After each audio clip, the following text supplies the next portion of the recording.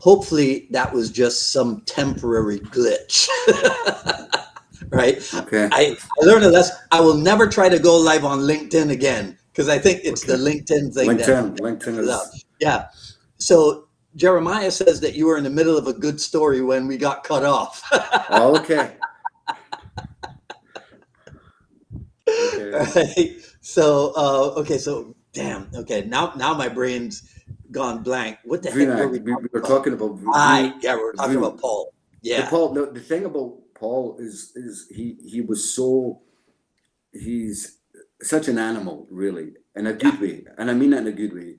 But he Mhm. was so kind to me, and he was really good, and because of the way Sean had taught me, and the way I'd been kind of brought up, Vu was the one, that kind of animal side. I mean, don't get me wrong, everybody else was really great. I mean, I trained Yes. with Chris Kent, he was fantastic. Cass Yeah. Magda, we obviously, Yeah. Graciela Casalas, there was, a whole bunch of Steve Connolly, a whole bunch of different Mhm. people at the academy, and Yeah. obviously I mean, Guru, if you spend 6 weeks in LA, come on. yeah, I mean, it was amazing. Yeah, so I was amazed. The thing that got me for Brunak was what was that got me for Brunak was he was different. There was something charged about him. What he had, I think, was that kind of that killer instinct. I mean, he literally wrote the book on it. Yes. So he was amazing. Yeah. So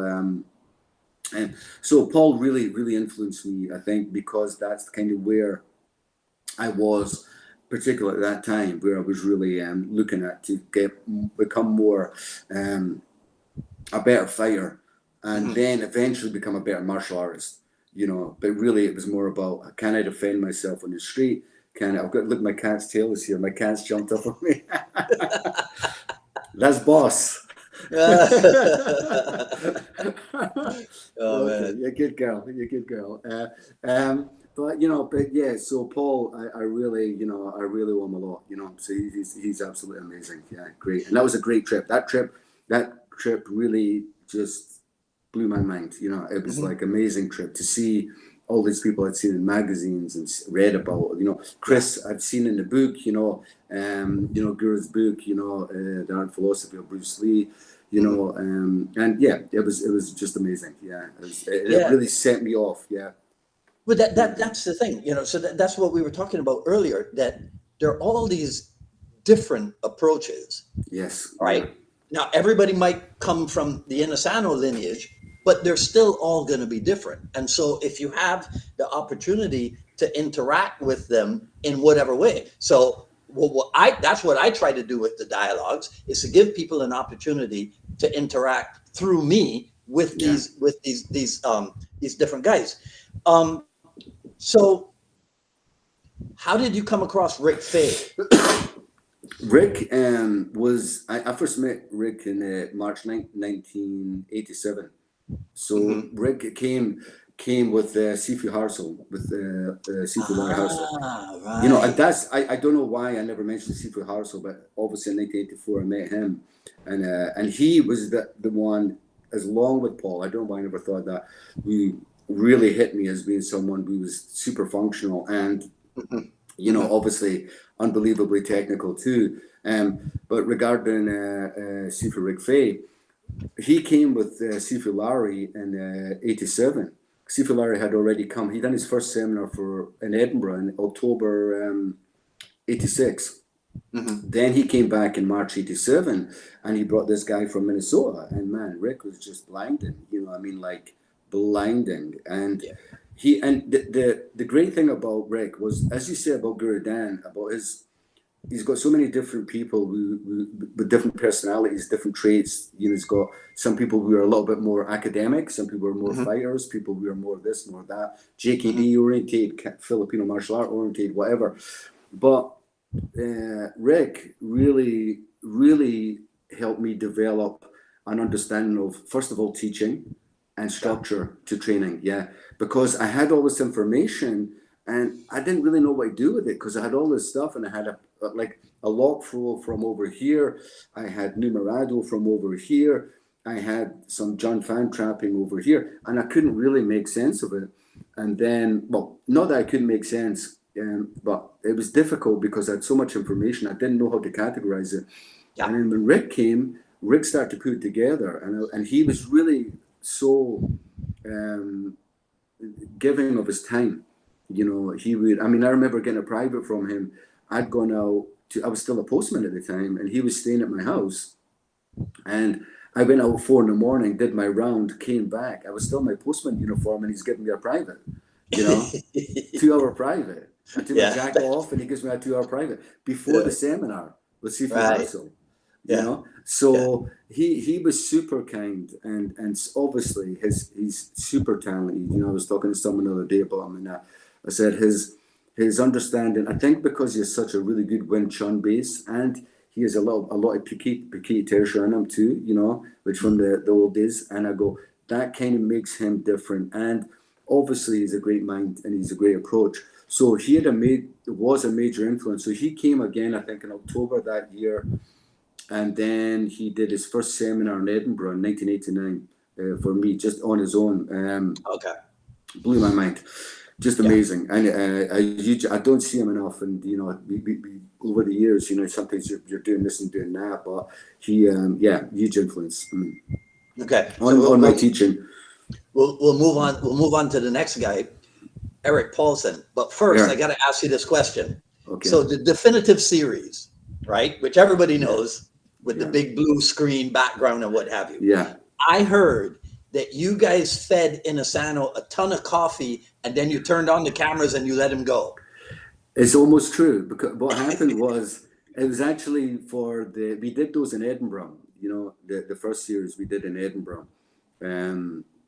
So it was the first 5, and we had 3 on John Fan, kickboxing, trapping, and grappling, and then we had 2 on the Filipino martial arts, and then that was in, let me get this right, that was 2000, November 2000, because he had done the seminar here. Guru had done the seminar with Eric, his assistant. Mm-hmm. They did the tapes for another 2 or 3 days. Then he came back in 2001. And it was 2001 where, no, I'm telling a lie, it was 2000. But Guru was on a macrobiotic diet. So he's in a really quite strict diet. And Eric goes on Eric goes out and buys like 5 or 6 Red Bulls. And he comes back. And I don't think Guru was allowed to take coffee at that time. I may be wrong, but I don't think it was allowed coffee. So I mean, Red Bulls, I think they've been out, but I don't think there was anywhere near as popular as they are now. And Eric says to Guru, why don't you have this? And Guru went, do you think it's okay for my diet, my macrobiotic diet? And Eric goes, yeah, fine, no problem. He had 3 Red Bulls. And it's the only time I've ever taken a Red Bull. I had 1. And I was like, man, this is crazy. And I said, Eric, but Guru did I think it was in a Panatukin, and he did a 22-minute section, went straight, 22 minutes, boom. I actually had to stop him and say, listen, we have to kind of cut this here, yeah? So it was really funny. It was really funny. Man. Yeah. It was great. I was just like, wow, this is blowing my mind, you know? So Guru was great. But Guru did that with the single stick. He was doing a single stick DVD, and then he started doing a numbering system. He went on for 25 minutes. And we had to stop him and say, listen, because me and Eric were just sitting watching him going, this is great. It's amazing, you know, to watch him. Did you know Eric before that? You had met him before that? Yeah. I met Eric in North Carolina, the camp in 89, July 89. I met Eric there. That's where I met Mark McFadden too. So I'd met Eric in July 89 there, and then that was in Smoky Mountain Camp. And then I flew to LA and we arranged to meet. He was in Manhattan Beach at the time. So I went to train with him in Manhattan Beach. And, and we were kind of exchanging a little bit at that time because I knew some judo. He was showing me some other stuff. Great. I went to see him the next year, and it was just like he'd just taken a plane, man, and gone somewhere else. And I couldn't catch up with him. It was the last time I had any. And everything from then on was me being his student, him being my teacher, and he's amazing. Yeah, I mean, Eric. He's another one with, again, completely different, but an amazing mind. Yeah. Right, and an amazing ability to put stuff together and variations on the theme and what have you. Yeah, I mean, yeah, you're right. I can't. I had the same thing. I could not keep up with him. You know, yeah. I can see one or two variations like immediately. This guy is on 12. Yeah, You know, just yeah. absolutely incredible. I think Absolutely I think he's the closest thing. I might be wrong. I have to think, but I think he's the closest thing to Guru Dan that I've seen. Having that level of understanding of something and then seeing so many things within it, and I feel so slow when I'm with him. I right. mean, I'm just with him, and I go, I don't understand how you can get so many, Yeah. and you can understand so much here. And Yeah. I've seen him roll with like 4 good jiu-jitsu black belts and just demolish them. Hmm. I mean, like demolish them, good guys, Yeah. and demolish them. And I mean, and I roll with them, and I've rolled with over 40 judo Olympic champions, world champions, jiu-jitsu world champions, and Eric has always felt like the most dangerous man that I've rolled with. Right. He's just any position. When I say dangerous, I mean in any position I'm in, I feel Yeah. like I can be submitted.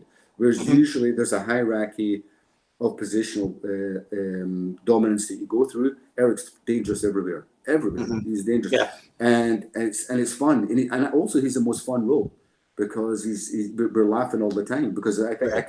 I can't do anything to him, so I'll just laugh. Yeah. And I just go, okay, it's great. Yeah, I, so I he's remember amazing. I remember when I heard that he had finally gotten his jujitsu black belt, and I remember I thought to myself, "Well, that's the most unnecessary thing," Yes, because that guy was at black belt level. I it's mean, crazy. come on, It was just crazy. Yeah, yeah, it was, as you know, it was more politics and more. He had some affiliation with Dixon, and then gone. He'll tell the story, but yeah, that was crazy. Yeah, I didn't yeah. understand that at all. That didn't make any sense to me whatsoever. But So he's amazing. since we're talking about the grappling, um, Gracie, you operate under the Gracie Baja banner, correct? I don't actually. Do you know what is the Gracie? I'm actually under Mauricio Gomez, Mestre Gomez. We has a holds Gracie black belt, and he's also Roger Gracie's father. Now, when I Okay. got my black belt, I come from the Gracie lineage, the Gracie Baja lineage. So I consider myself a Gracie Baja black belt from the old school, if that makes sense, Okay. from Baja Tijuca in Rio. So I fought under the Gracie banner, and then of course as things went on with the jiu-jitsu, Gracie Baja became a kind of more a formalized thing where you've got everybody has to have the same gi, everybody has to have the same mats, everybody has to have the same this that, and they asked me if I wanted to join, and I said, well, I spoke to some of my seniors like Mauricio, Zeta Shira, different people, and I said, what do you think? And they said, you don't have to do it because it's not really the way that you probably want to go right now. And they're right. And there's nothing wrong with what Gracie Baja are doing. It's just a different way of going, Yeah. doing things. But for me, I'm a Gracie Baja black belt in terms of from the old school. But my association is with Mestre Gomez, who's an 8th degree.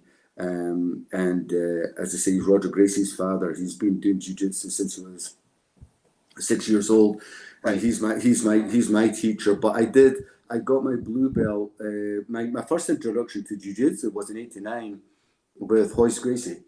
I had a private with Fred Ward, who was one of Sifu Harsel's friends, and he took me down there. There was and we went to this house. The Gracies didn't even have an academy at that time, and I saw these guys walking around, and then eventually I realized that later on that it was Hickson, Hoyler, Orion, and I was getting the private from Hoyce, Hmm. who was a kid at the time, and so that was my first introduction to it. And to be honest, it was good. Of course, Hoist was great, and I rolled with them, but they were showing super basic things. And then I was coming back to Edinburgh, where the guys that were doing the judo there are international level judo players, going to the Olympics, going to the Worlds.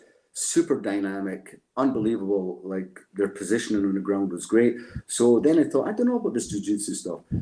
then I went back probably a year later, and I met Vunak. Vunak had just trained. Paul had just started training in jiu-jitsu, and he said, "Do you want to come and see this guy Rickson Gracie?"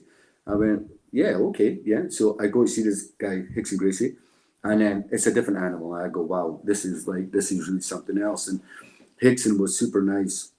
Right. And so we went to some privates with Rickson, and then we went back down to Torrance and had some privates with Horian. So, I mean, this was well before the UFC. So you don't know. It's just some guys, we were teaching some groundwork, you know. I mean, I look back now, I go, wow, that was amazing. You know, it was amazing at the time. So they did that. And then later on, I would go and try and visit Rickson, train with Rickson.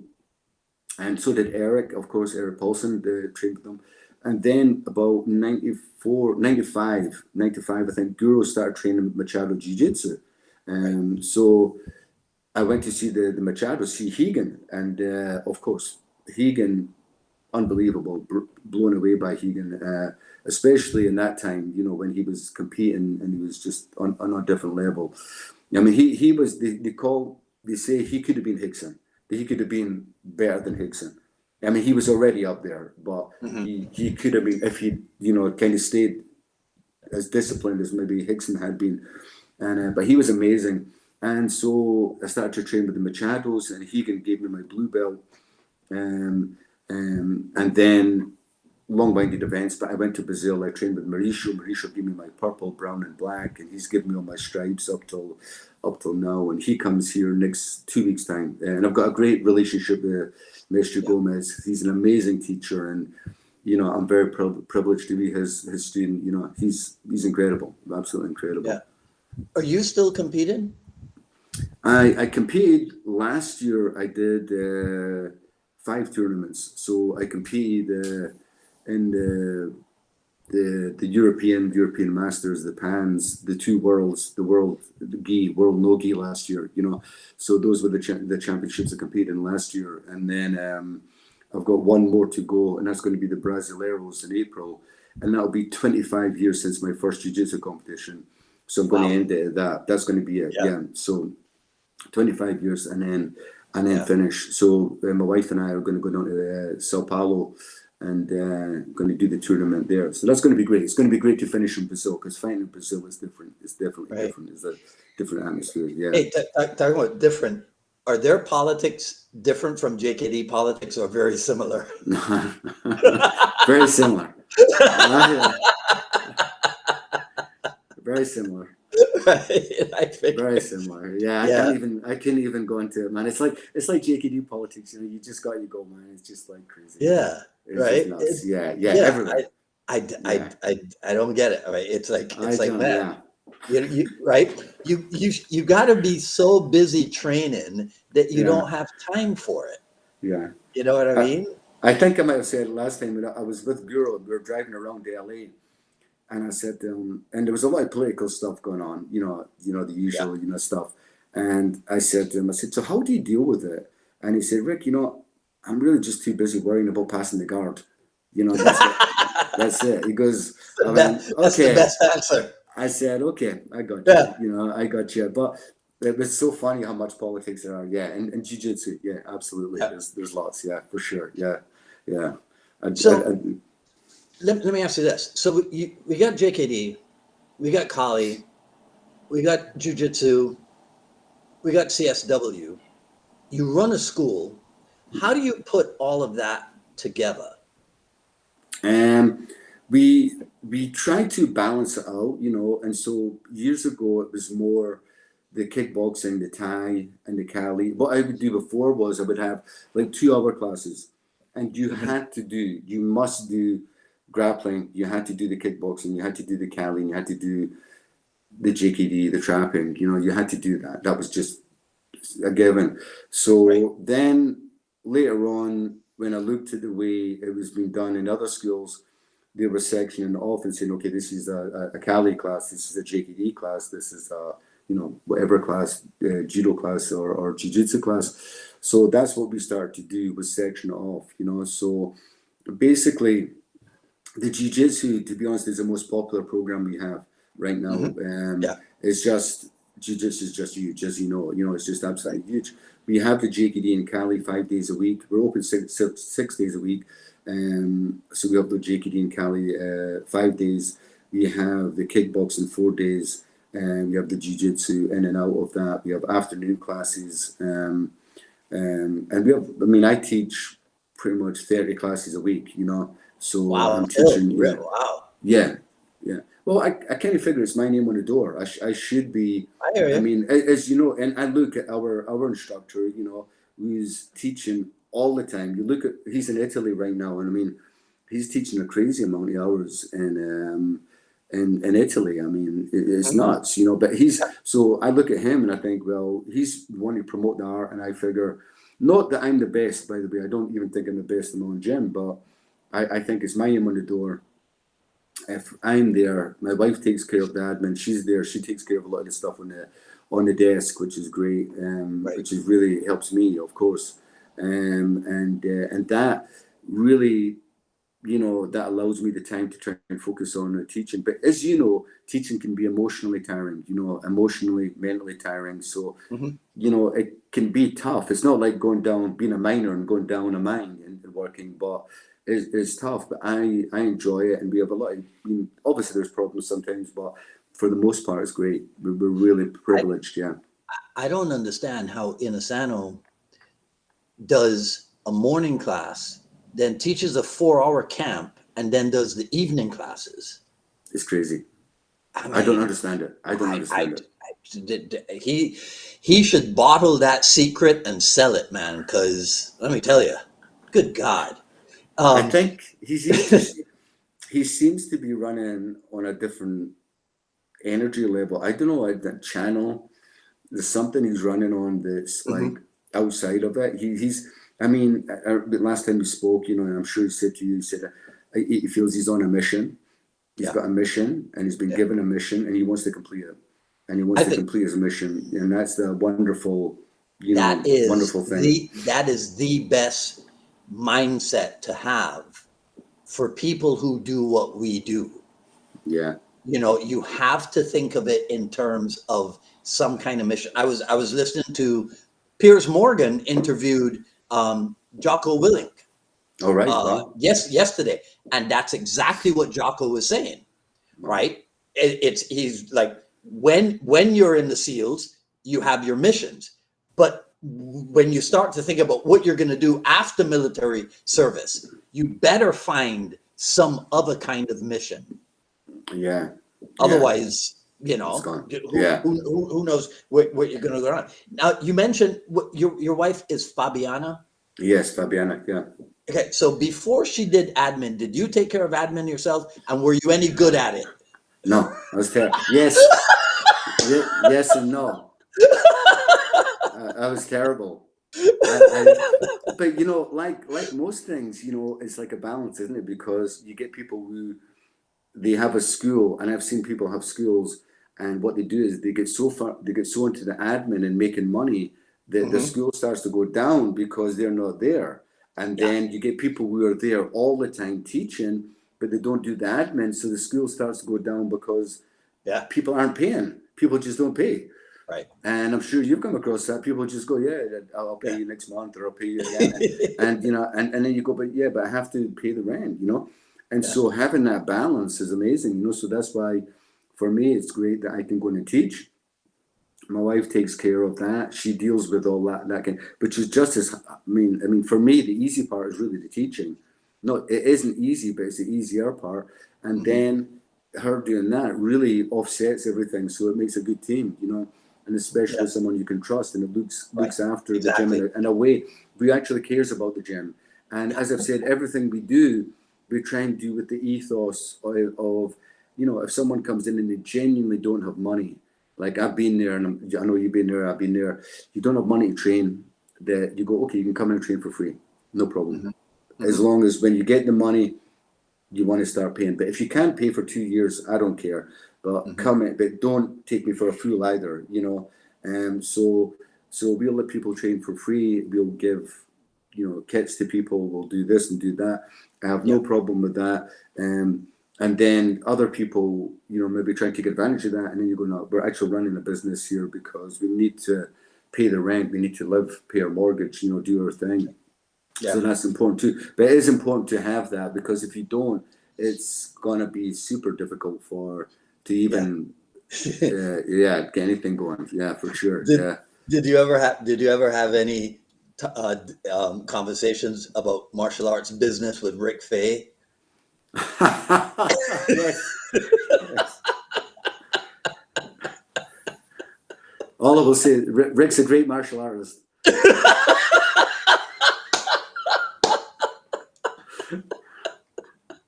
Yeah. Yep. Right. So unfortunately, people are not going to they're not going to understand what. Yeah. Rick's a great martial artist. Right. Yeah. My word. Yeah. Oh, yeah. man. What can you say? Yeah. He's amazing. But I think that's the thing, isn't it? Because like with Guru, we were talking about Guru a lot. Guru is so kind and so nice that if he was running the school, and he says that himself, then Simo Paul is taken over the school, and it's a really difficult situation when you have a bunch of people who just aren't paying. Right. They're not paying, and it's one of those things where you're going in for Rick, Rick Faye, if he's in there doing seminars and teaching whatever, you don't have your eye on this side of things.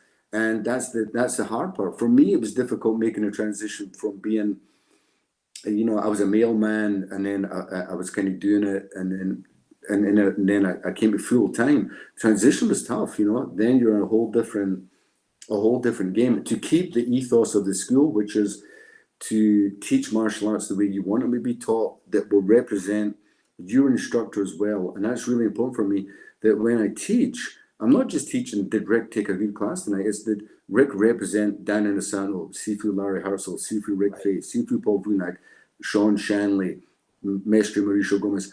Do I represent my instructor as well? Because that's really important, because every time someone comes into class, you're representing the people that trained you, you're representing the arts that they trained you in. And it's really important that you then have a good representation of that. Sometimes I don't know about you, right, but you have off nights, maybe you're not on the ball really fully, but you try your best, you give 100% of what you have that night. You go, okay, here we go. But I think that's really important. And I think getting back to, the whole having an academy, when people start to do it for money, they lose that understanding to go, okay, how much have I made tonight? Not how good was the class? How much did I contribute? And I think with Guru Dan, he just thinks the next class is the most important class that he takes. Mm-hmm. And once he's taken it, the next class is the most important class. The next class is you've seen him on a Thursday night, Tuesday night, 10:15, Tuesday night, 10:15, 10:20, he's still teaching. Yeah. And he's taught, as you say, he's taught all day. Mm-hmm. He's trained. Yeah. I've been in so many private lessons with him. I think the last count, over 250 private lessons where he was being taught, watching him getting taught BJJ or yoga or gyrotonics or, whatever, and watching him being taught and him doing all these lessons and then going back and teaching 4.5 hours straight and doing overtime on top of that. And I'm going, it's crazy. And I know he's hungry. I know he wants a meal, but he's still doing it. I'm going, what fuels that is, I think, his passion for showing the arts and what they can do for society. So I think that's his thing. And so many people, it's tough because, you can't follow him, but I try to represent the arts as best I can. And again, sometimes you make a mess of it. Sometimes you don't do it as well as you want to. But I do try and make sure that everybody that comes into the school understands that they're important to us. Right. Even, and I said to people, we were talking about competition. For me, competition has been a really important part of the last 25 years. And because it's really made me feel adrenaline rush to really test myself against the Brazilians, against the Americans, against the Europeans, and try and test myself the best that I can. And so that's really important. But I say the biggest competition for some people is getting through the door of a martial arts school and getting on the mat and picking up a stick or hitting a pad. That's a big thing. That's the competition. They've won a gold medal already. You've just, and I don't mean that in any way patronizingly. They've already won a gold medal because they've got up the stair. And I had one guy say to me, it took him over a year to get into the gym and take a class. He said he walked past, he stopped, he didn't come up. He came up the stairs, he went back down, he didn't come back for 3 months. He eventually got to the reception, got the stuff, came back, didn't come in for another couple of months, eventually came in, went to take a class, didn't take it, came back out, went out, came back. He eventually got his blue belt in jiu-jitsu. And I was really happy for him. And I said, and he never told me until he got his blue belt. I went, wow. Right. I said, it's like an Olympic gold medal right there. Yeah. So I think for Guru, as we're talking about Guru a lot, that he is such an embodiment of that for all of us, where you look at him and you go, man, he's such a given man. He's such a great person. And when he teaches, to put that amount of effort into your teaching at his age, having done that for, 70 years, 60 years, it's incredible. It's just mind-blowing, really, really mind-blowing. How important is it, or is it important that your students are aware of their lineage, that they're part of a lineage? Does that feature as a priority at your school? Yes. It's a huge priority. Yeah. I think it's really important that they understand that they're being taught martial arts that's come from a certain source. And that's why we have Guru Dan with the Filipino martial arts, Guru Dan with the Jeet Kune emblem in the school, so they can see that he has given us so much. And then we have Guru Dan's instructors there, so we're kind of going back. I think it's super important. We have the same in the jiu-jitsu. We have the jiu-jitsu lineage there. That we have the Shuto lineage from Eric and the CSW lineage going through Eric Paulson. I think that's super important. I think otherwise, what you're doing is you're just kind of teaching a couple of kicks and punches and traps and locks, and people go, yeah, that was great, and you go away. And to some people, it doesn't matter so much. To me, it's really important to be thankful to the people who taught me personally, right? And to the people who have taught my instructors. And I don't expect it from my students, to be honest with you. I don't expect them to be thankful to me. And I'm grateful when I do have that. But I think it's super important because I feel so privileged and blessed to have met these people. And it's amazing to me when I look back and I go, wow, I've met so many.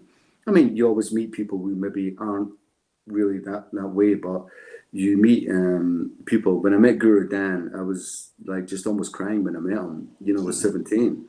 Yeah, I told you. When I met him, he just blew my mind.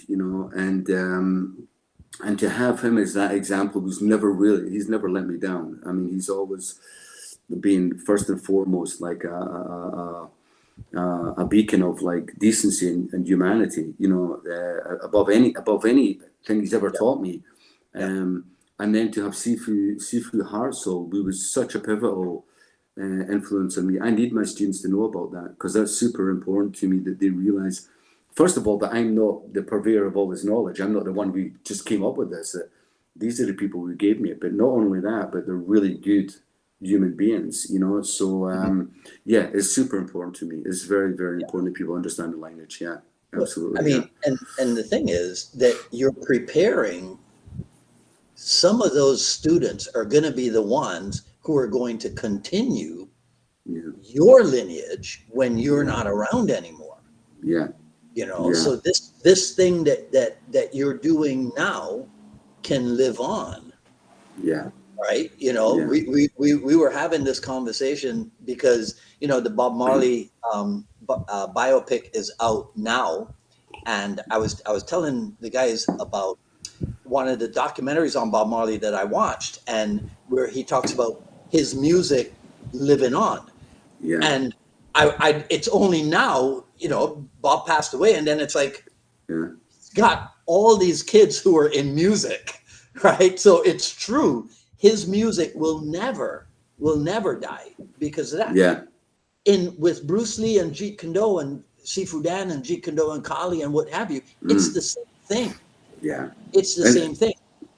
an interesting thing about Bob Marley for me is I remember like Bob Marley dying the week that he died. I went to see a group called UB40, like in a reggae group. Yeah, I don't know if the British group, and they did a tribute to Marley, Bob Marley, in their thing. I went, this guy, I've heard of him, and then I went out and bought his records. I Right. went, wow, man. So he was living on there because when he died, you know, he was being it was getting passing the torch, and I go, wow, his music's great. I wish I'd gone to see him when you know, when he was alive, you know. And for us with Bruce Lee dying, obviously Bruce Lee got me into, you know, Guru Dan, and then from Guru Dan into so many other, meeting Rick Faye, Sifu Harsel, yourself, so many other people. It's been amazing, you know, an amazing trip. And I think that you know, Guru Dan's always talked about the cross-cultural connection, you know, and sometimes he said it more overtly, sometimes a little bit in a more subtle way, but about how martial arts can bring us together, how something so violent can bring us together. It's crazy. It's a real kind of almost something you wouldn't think. But when he's teaching, he's not just teaching how he hits somebody with a stick, or when he's teaching somebody how he punch somebody in the face. He's teaching how to appreciate other cultures. And I think, I'm not telling you this, I'm just saying that I think this is something that has to be imparted to my students and go, this is great, but these people are really good people. We are trying to get you to appreciate different cultures, different religions, different aspects of life. It's not just about hitting people over the head with a stick. There's a lot more to it than this. And the culture that this came from is actually a very intelligent culture, very, very cultured, you know, and in the way that they approach things. It's not just a bunch of people just smashing each other. So I think for Guru Dan giving us that you know, that understanding, you know, I think is super important to give to our students so that they understand, you know, and that it's not just about hitting each other and that's it and then going home. I'll take a jiu-jitsu for an example, because in jiu-jitsu some people wear split kits. That's it. They wear a black top and a white bottom. They wear this, they wear that. They don't really care about the Gracies. They don't care about this, they don't care about that.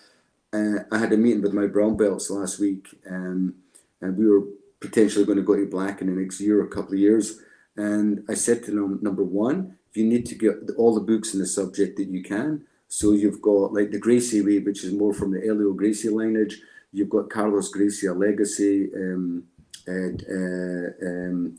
which is more from the other side of Carlos. Carlos's one, so one from Elio, one from Carlos. You've got the Robert Drysdale's books, which give the FIDA lineage. You've got the Richard Breslin books, which give the lineage from America, or give the beginning of Jiu-Jitsu in America. I said there are so many books that you can look at, and then look at those, and then try and get the whole picture. So the best picture that you can of it, not just taking it from one source. And Guru Dan has constantly done that with us in terms of, let's say, the Filipino martial arts. Said, okay, Bino Pikiti Tertia is amazing system, really amazing.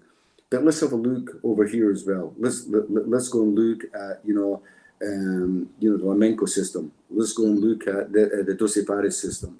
And I think, and to keep that open mind, I think is super, super important. And then to appreciate those other instructors. And through Guru Dan, I mean, he's just given me everything, you know, Rick Faye, Sifu Harsel, everybody. And I think if people could really look at that, because I look at some of these things when people are criticizing Guru Dan, especially about the Jeet Kune, they have no idea, really. They have absolutely no idea. They really don't. And I read that, I've been looking at this stuff, and I go, if you really understood what that man knows, I've been in his house, I've seen the stuff that he has on Bruce Lee. I've seen the stuff that he has on what Bruce Lee thought of his students. Right. And he has so much more material than he can even imagine. Honestly, he's got so much stuff. And I mean, I was blown away by it. Incredible. And If they understood that, then they wouldn't criticize them so much, or maybe they would, but they Well, wouldn't be. They're they certainly not probably, justified. yeah, they still might, yeah. Yeah, they're busy. They're busy talking about how many times a name appears in Bruce Lee's notebook, right? When when it's like, well, when somebody is a fixture, you don't put their name in the Yeah, notebook. If they're there all the time, almost like part of the family, like a piece of furniture, you don't make a note of that because yeah, it's yeah, just understood, yeah, right? But yeah. yeah, it's one of the funniest parts of this whole journey that we're on. Um, so I want to finish up with this because I'm thinking that because we had that glitch, that after 45 minutes, this thing will cut us off. So Okay, we got like 5 minutes left. okay. So I want to finish up with this. If somebody asked you to come teach a seminar and they didn't ask for a specific syllabus, what would you teach? Um, Probably Cali.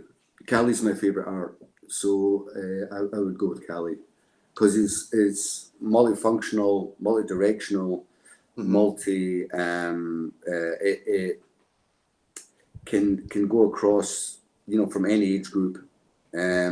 So I think Cali would be the one thing that I would really want to teach. Yeah, if I'm being honest, Jiu-jitsu too. I mean, I love Jiu-jitsu.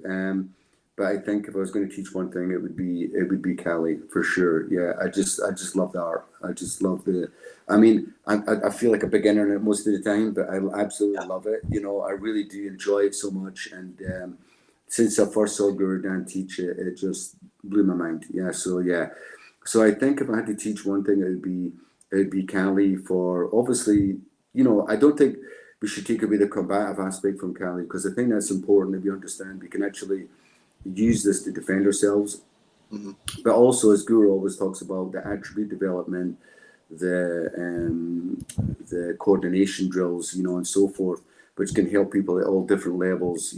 So whether you're 80 or you're 10 years old, you're going to Right. be able to get something from it. So I think that's super important. Yeah, and as we know, it's just such a vast art, and there's so many areas in it, and so many interpretations of those areas that you can never become bored in it. And it gets back to what you're saying, why do you still want to do martial arts? Because I look at this stuff and I swing a number one and I go, man, that's off. My number one is off because my angle is slightly off here. Why is Right. it more here? I'm looking at a one and a two and I'm going, man, my angle's off. And I go, That's man, yeah, I should really, if I'm going to start there, yeah. I should really be kind of looking at this. And then Well, I'm trying I to work, and then I'm trying to work out the mother flow and Belinta walk, right. and I'm going, man, this is just like killing me. Yeah. The My 37th variation. I go through that with just about everything that I do. In JKD, like my straight lead and my lead sidekick. Like Yeah. every time that I do them, I'm like, well, it wasn't perfect. You Yes. know, Yeah. Yeah. when I Yeah. inside deflect the angle one, I'm like, it wasn't perfect, right? Yeah. When I throw the rear run kick in Muay Thai, I'm like, it wasn't Yeah. perfect. I still got work to do. Yeah. I think it was in Michael Johnson's book there when he did the I think 400 meters in Atlanta. I think they called it the perfect race, if I'm right. I may be wrong on this, but when he goes through in his introduction to the book. I don't know if you Mhm. read it, but he goes No, step, and he knows every step in his head, how that step should be. That's right? how detailed he is. And Yeah. and I forget the exact number, but he'll go step one, perfect, step two, perfect, step three, step four, step 25 off. So 26 is good. And I'm going, wow. He said people were calling it the perfect race, but it wasn't perfect because I knew that I made a step wrong. And I Right. was like, wow, to have that detail in your head, to Yeah. be Yeah. that detail oriented, and you've got as much right as anybody to shout and say that was a perfect race because he was so great. And I think when you're looking at what we're doing, if you're satisfied with it, then then you will give up. But you got to keep, as Bruce Lee said, you're chipping away at the essentials. You're Right. you're trying to work away every day and trying to work and get yourself to be the best that you can be, you know. And that's like one of the things that I think chipping away the essentials, you need something to chip away at. You need to have a body of work that you can actually chip away at and understand. And like you said, whether it's a sidekick or whether it's I don't know, the mother flow or some jiu-jitsu new crazy, you know, kind of guard, you know, you go, man, it's great. You got to work at that and keep chipping away. And as I say, with people like Rick Faye, you know, who's always done that, Sifu Larry Hartzell up until he unfortunately obviously passed him, Guru Dan, you know, Vunak even. All of them people are doing that, you know. Mauricio Gomez is the same. My instructor Mauricio says that, you know, Roger Gracie at 17 started teaching him things. And Roger was a blue belt, yeah. And it's like, wow, you know, but if you're open to it, it's gonna be there, yeah, for sure. Yeah. I you know, sometimes it mystifies me why JKD people seem to think that martial art stories do not exist across the board in whatever system, whatever style, whatever art. It's like, no. It's just exclusively JKD. And I'm like, but that's exactly what Bruce Lee said it wasn't. He said you're hung up if you think JKD is exclusively JKD. Yeah. Right? It's almost like what some of them are doing is the antithesis of what JKD is. And again, some people, it doesn't keep me awake at night. I just go, but if you want to do what Bruce Lee did and only do what Bruce Lee did and believe that is a viable way to spend your time, fine, good on you. That's great, wonderful. Mm-hmm. Nothing wrong with that. That's great. And I don't mean it in any way patronizing. I just go, that's what gets you there. Wonderful, you know. For me, I've always thought that Bruce Lee was pointing the way for us and showing us the way. He wasn't saying this is the way. He's saying, have a look, experiment, try it out. And Jeet Kune is about efficiency in combat. You can use many things to be efficient in combat. You know, a lot of things. It doesn't have to be what Bruce Lee was doing. As long as you're being efficient with it, as long as you understand the structure of it, man, it's there. You know, it's not rocket science, really. And I think people try to, I don't know, they make what's very, very simple, very, very complicated. And I don't really understand why that's going on, you know, but c'est la vie, such as it is, yeah. Okay, my friend, on that note, right, in case this thing tries to bounce us off, thank you so much. Thank you. So, I really appreciate it. Thank you so much. So a couple of things, right? Reach out to Terry Barnett for me, and if you can scoop up Woody White. But more importantly, so you're going to Brazil next month. Yeah, April, yeah. Yes. Right? Yeah. Okay.